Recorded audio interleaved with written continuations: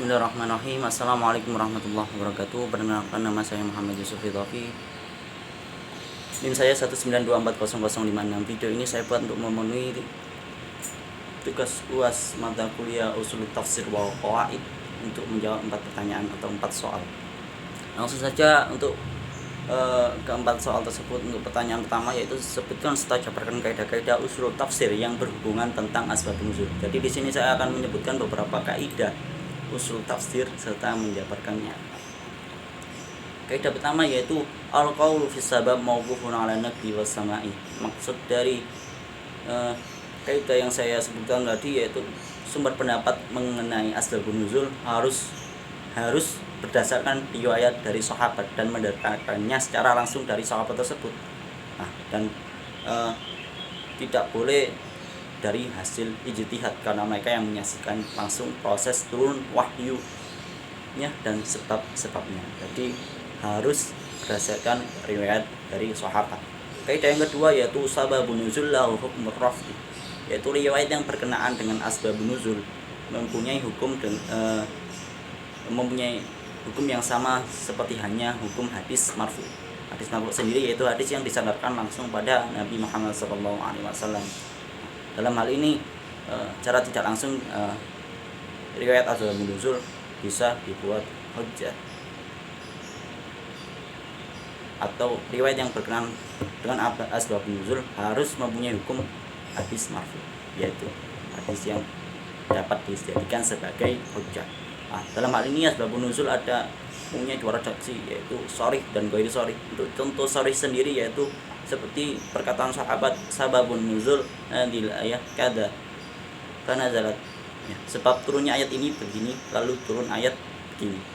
Ini kan jelas sebabnya ada, lalu disusul dengan turunnya ayat. Untuk ghairu sharih sendiri yaitu nazalat hadil ayat fi kada, ayat ini turun mengenai titik, kan nggak jelas apa yang sebabnya.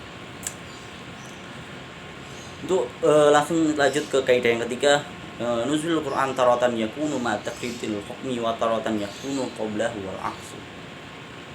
Dalam hal ini, kaidah ketiga ini ada ayat-ayat Al-Qur'an itu yang turun bersamaan dengan penetapan dan syariatan Al-Qur'an. Terus ada yang turun duluan dan ada yang turun setelah penetapan dan pensyariatan. Saya akan memberikan contoh dari ketiga maksud dari kaidah di atas, kaidah yang saya sebutkan tadi.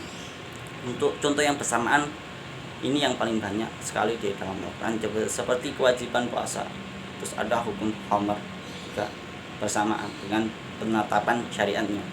Contoh yang ayat yang terlebih dahulu yaitu ayat seperti ayat qad aflaha man tazakka. Menurut sebagian ulama salaf, ayat ini menyatakan zakat fitrah. Ayat ini turun sebelum hijrah, sedangkan ayat zakat disyariatkan ketika di Madinah. Contoh ayat setelah turun yang setelah penetapan syariat, ini mengenai ayat tentang wudu. Jadi ayat wudu sendiri turun di Nabi sebelum hijrah, yaitu di Madinah. Turunnya di Madinah, sedangkan ayat sholat sendiri turun sebelum Nabi hijrah. Jadi sebelum itu Nabi tidak pernah menjalankan sholat, jadi Nabi tidak pernah sholat tanpa wudhu. Itu kaidah yang selanjutnya yaitu al-aslu adamu tikrarun nuzul, yang artinya pada dasarnya suatu ayat tidak diturunkan secara berulang kali, tapi dengan pengecualian kecuali ayat yang berulang kali tersebut diturun asbabun nuzul, ada asbabun nuzul yang lain yang sah dan subut ungkapannya sharih dan adanya kejauhan masa antara kejadian pertama dan kedua. Contohnya ada ayat alif lam mim la akhiri ghalabatir rum. Di sini Imam Tirmizi mengatakan ayat ini turun ketika perang Badar, sedangkan Ibnu Abbas ayat ini turun di Mekah, yang tadi di Madinah. Sebelum hijrah, masa keduanya sangat jauh. Ini yang bisa dikecualikan dari kaidah tersebut. Kaidah kelima yaitu qad yakunu sababun nuzul wahidatal ayat wal ayatun nazal batu mutafarriqah wal aqsu. Maksud kaidah ini ada kaidah satu kaidah yang bisa berlaku untuk beberapa ayat, untuk banyak ayat. Yang kedua juga sebaliknya, satu ayat yang mempunyai beberapa ayat, beberapa asbabun nuzul. Contoh bagian pertama yang asbabun nuzul yang berlaku terhadap banyak ayat, yaitu surat Al-Ahzab, innal muslimina wal muslimat wal mu'minina wal mu'minat. Ini orang-orang berperang sedang perempuan tidak, dan kita hanya mendapat separuh warisan. Nah, untuk yang bagian yang kedua yang satu ayat mempunyai beberapa asbabun nuzul, yaitu berarti contoh At-Tahrim ayat 1, ya ayyuhan nabiyyu lam tuharrim ma ahallallahu lak. Ayat ini asbabun nuzulnya, yang pertama Nabi mengharamkan madu atas beliau, dan yang kedua Nabi mengharamkan budaknya yang bernama Maria atas beliau sendiri. Dan kedua riwayat ini sama-sama masyhur. Langsung saja untuk pertanyaan yang kedua, apa yang dimaksud tafsir Quran dengan pendekatan linguistik serta sebutkan kaidahnya. Sebenarnya saya menjawab apa yang dimaksud tafsir Quran dengan pendekatan linguistik. Pendekatan linguistik itu sendiri termasuk salah satu corak-corak tafsir dalam penafsiran Al-Quran, yaitu penafsiran Al-Quran dengan dilihat dari segi unsur kebahasaannya, dari kita meneliti unsur melihat dari sisi unsur kebahasaannya, untuk serta sebutkan kaidahnya. Nah, saya akan menyebutkan beberapa kaidah terkait penafsiran dengan corak linguistik. Yang pertama ada kaidah fi tafsirul Quran bi muqtadal lughah yura'il ma'na al-aglab wal asyar wal afsah duna syad wal qalil. Ada lagi qad yatajadabul lafdhatul wahidal ma'na wal i'rabu yutamassaku bi sihhatil ma'na wa yuwallu li sihhatil i'rab. Terus ada lagi kullu ma'na mustambatu minal Qur'ani ghairul jar al lisan lil arabi fa laysa minal ulumil Qur'an fi syai'. Terus ada lagi la yajuzu hamlul lafdi kitab alal islahil hadis. Itu tadi beberapa kaidah yang berhubungan dengan penafsiran Al-Quran dengan corak pendekatan linguistik. Langsung saja ke pertanyaan yang ketiga, yaitu apa yang dimaksud dengan kaidah di atas. Kaidah di sini yaitu idza rattaba asy-syar' al-hukmu ala wasfi munasabu inna dzalika yadullu ala ila akhirih. Kaidah ini termasuk kaidah mantuk, yang artinya bila syariat mengungkapkan hukum setelah sifat yang sesuai, maka ia menunjukkan bahwa hukum tersebut ditetapkan karena sifat itu. Nah, untuk penjelasan kaidah sendiri, yaitu dilalah di kalangan usulin, dilalah ini di kalangan usulin dikenal dengan al-ima wal ad-tanbi, penyataan sifat dalam hukum. Nah, penerapan kaidah ini bisa diterapkan dalam firman Quran surat Al-Maidah ayat 38, yaitu surat was-sariqatu was-sariqatu faqta'u aydiyahuma ila akhir, yang artinya laki-laki yang mencuri dan perempuan yang mencuri, potonglah tangannya keduanya sebagai pembalasan bagi apa yang mereka kerjakan dan sebagai siksaan dari Allah, dan Allah Maha Besar lagi Maha Bijaksana. Dalam ayat tersebut hukum potong tangan disyariatkan karena perbuatan mencuri.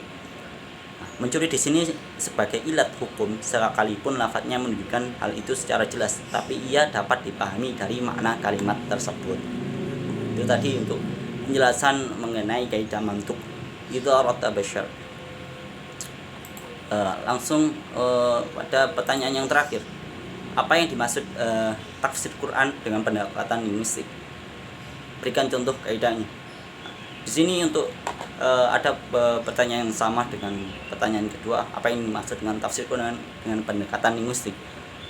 Di sini pendekatan tafsir Quran adalah secara linguistik adalah corak pendekatan tafsir Quran yang dilihat atau dipraktekkan dari sisi unsur kebahasaannya. Jadi kita melihat seperti meneliti amsal Qurannya atau hal-hal yang berkaitan dengan kebahasaannya.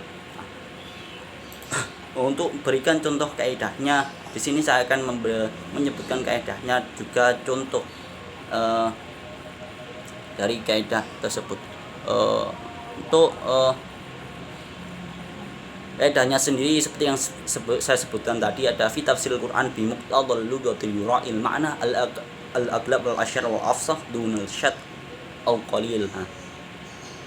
Dalam menafsiril Quran dari sudut kebahasaan harus mengambil makna yang lebih umum, yang paling masyhur dan paling fasih, bukan makna yang sad atau yang sedikit penggunaannya, karena Al-Quran turun dengan bahasa Arab yang paling fasih dan paling masyhur.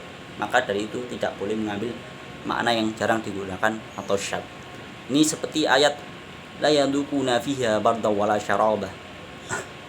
Sebagian ulama menafsirkan kata al-barad dalam ayat tersebut sebagai dengan kata an-naum yang berarti tidur. Makna seperti ini sedikit penggunaannya dalam bahasa Arab. Sedangkan makna yang masyhur dari kata al-barad yaitu mendinginnya suhu tubuh, sehingga makna tidur tadi makna tidur tadi tidak memiliki kesesuaian dengan makna awal.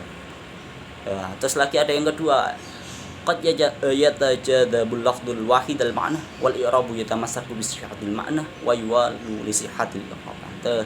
Untuk contoh dari kaidah sendiri dan maksudnya yaitu terkadang satu lafaz itu tarik menarik antara makna dan i'rab.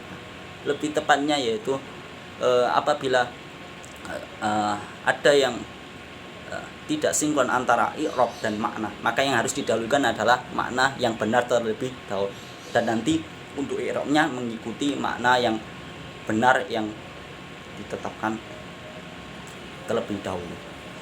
Seperti contoh innahu ala raj'i laqadir yauma tublas sarair. Pada ayat ini terdapat dzaraf, keterangan waktu yang berupa lafaz yaum. Jika dilihat dari maknanya, maka dzaraf tersebut bertakluk pada masdar yang berupa lafaz raj'. Akan tetapi i'rabnya bertentangan dengan penafsiran tadi, karena tidak boleh memisah antara masdar yang berupa raj' dan raj' ma'mun yang berupa yaum dengan lafaz lain, sehingga solusinya adalah mendatangkan amil atau fi'il yang sama dengan masdarnya tadi. Untuk kaidah yang terakhir, kullu ma'na mustambatu minal qur'ani ghairul ja'a ala lisanil arabi falaysa minal ulumil qur'an fi syai'. Setiap arti yang gali dalam Al-Quran tidak sesuai dengan lisan orang Arab, maka bukan bagian dari ulumul Quran sama sekali, karena Al-Quran turun dengan bahasa Arab. Maka untuk memahami, menggali maknanya harus mengikuti cara orang Arab.